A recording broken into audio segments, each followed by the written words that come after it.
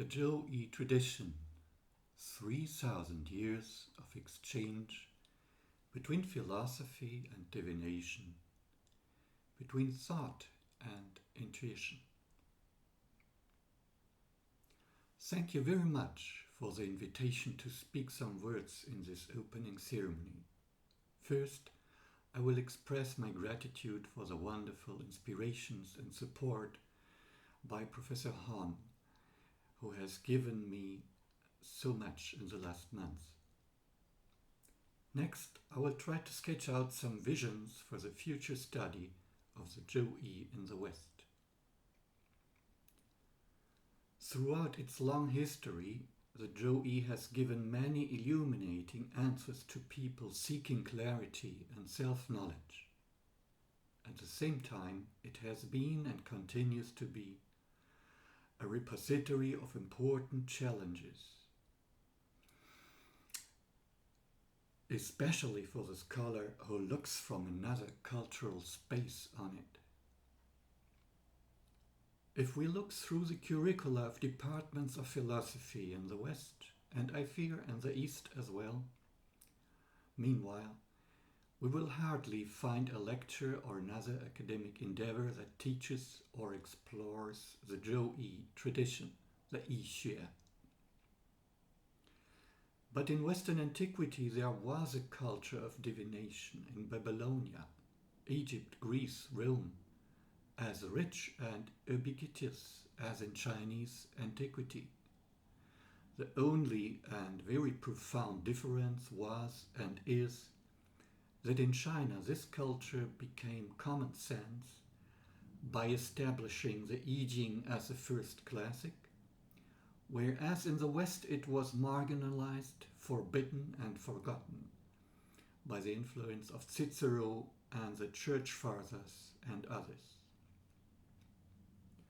In other words, the apparent refusal of Western philosophers to appreciate and study the I Ching is not due to a lack of divination culture, but to a lack of exchange and appreciation of this culture during the last 2,000 years.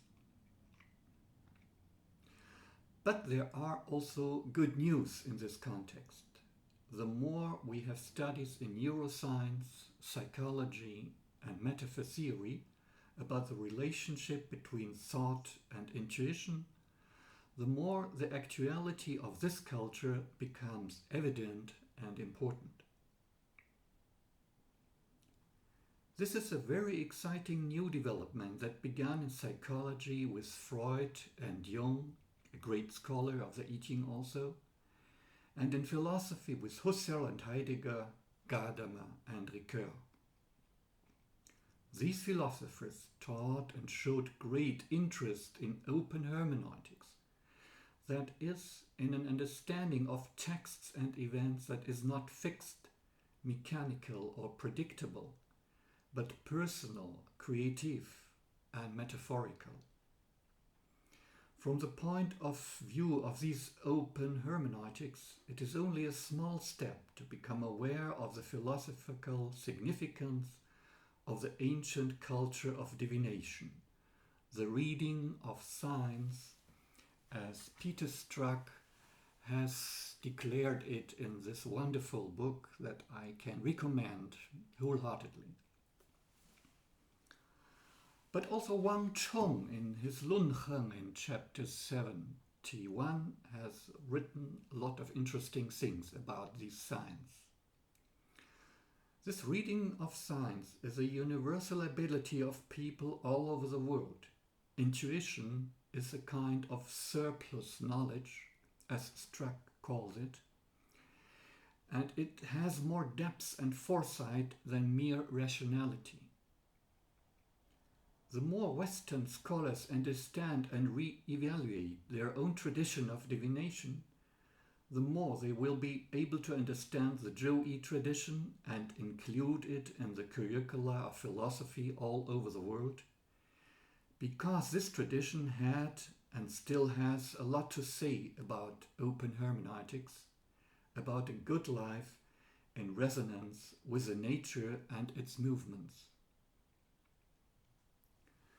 I would like to conclude these remarks with some quotations from the Chinese classics, one from Heraclitus and one from Paul Ricoeur, the great French philosopher, whose thought is so inspiring in dealing with the I Ching.